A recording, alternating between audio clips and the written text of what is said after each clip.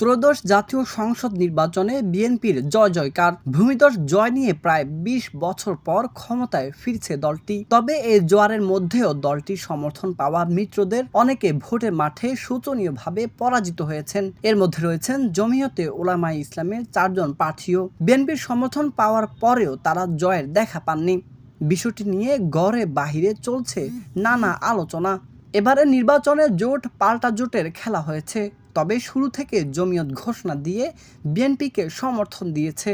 দলটি দেশের বেশিরভাগ আসনে প্রার্থী ঘোষণা করলেও বিএনপির সঙ্গে সমঝোতা হওয়ার পর তাদের প্রার্থিতা প্রত্যাহার করে দেয়। বিএনপির ৪টি আসনে তাদের ছাড় দেয়। বাকি সব আসনে বিএনপির পক্ষে কাজ করেন জমিয়তের নেতাকর্মীরা। বিএনপি থেকে ছাড় পাওয়া ৪টি আসনের মধ্যে সিলেট ৫ থেকে দলের সভাপতি মাওলানা ওবায়দুল্লাহ ফারুকী, নীলফামারী ১ থেকে মহাসচিব মাওলানা মঞ্জুরুল ইসলাম আফেন্দি, ব্রাহ্মণবাড়িয়া ২ থেকে দলের সভাপতি মাওলানা জুনায়েদ আল হাবিবি এবং নারায়ণগঞ্জ ৪ থেকে দলের কেন্দ্রীয় নেতা মুফতি মনির হোসেন কাসিমি প্রতিদ্বন্দ্বিতা করেন। তবে গত বৃহস্পতিবার নির্বাচনে ৪ জনেই কেউই বিজয়ী হতে পারেনি। ফলে ইসলামিক কয়েকটি দল এবার নতুন করে সংসদে গেলেও জমিয়তের কোনো প্রতিদ্বন্দ্বিত্ব থাকছে না আইনসভায়।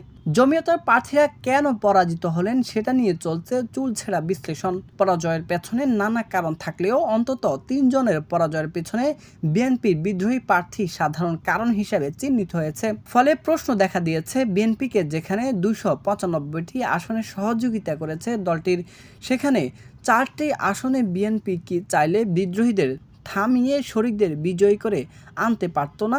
কোনো শরিকদের ক্ষেত্রে এমনটাও করেছে বিএনপি, যেমন আন্দালিব রহমান পার্থ কিংবা জোনায়েদ সাকির আসনে বিদ্রোহীদের না থামালে তাদের পক্ষে বিজয়ী হওয়া কঠিন হতো। যদিও দলে বিদ্রোহীদের কারণে অন্তত ২১টি আসনে বিএনপির ধানের শীষের প্রার্থীরাই পরাজিত হয়েছেন। বহিষ্কার সহ নানা চাপেও তাদের দমানো যায়নি। সিলেট ৫ আসনে জমিয়ত সভাপতি মাওলানা ওবায়দুল্লাহকে পরাজিত করেছেন বিএনপির বিদ্রোহী প্রার্থী মামুনুর রশিদ ওরফে চাকসু মামুন। তিনি মাওলানা ওবায়দুল্লাহ ফারুকের নিকটতম আত্মীয় হওয়ার পরেও ছাড় দেননি। বিএনপির ভোট তাদের মধ্যে কাটাকাটি হওয়ার কারণে এখানে বিজয় হয়েছেন ১১ দলীয় জোটের খেলাফত মজলিস প্রার্থী মুফতি আবুল হাসান। এ আসনে মুফতি আবুল হাসান দেয়াল ঘড়ি প্রতীকে পেয়েছেন ৭৫,৮২১ ভোট। তার নিকটতম প্রতিদ্বন্দ্বী মাওলানা ওবায়দুল্লাহ ফারুক খেজুর প্রতীকে পেয়েছেন ৬৯,৮৪৪ ভোট। আর তৃতীয় স্থানে রয়েছেন বিএনপির বিদ্রোহী প্রার্থী মামুন রশিদ চাকসু মামুন। ফুটবল প্রতীকে তার প্রাপ্ত ভোট ৫৬,৩৬৯। এখানে ওবায়দুল্লাহ ফারুক এবং চাকসু মামুনের ভোট একসঙ্গে করলে খেজুর গাছ বিজয়ী হয়ে যেত। নীলফামারী ১ আসনটিতে অবশ্যই জামাত অধ্যুষিত।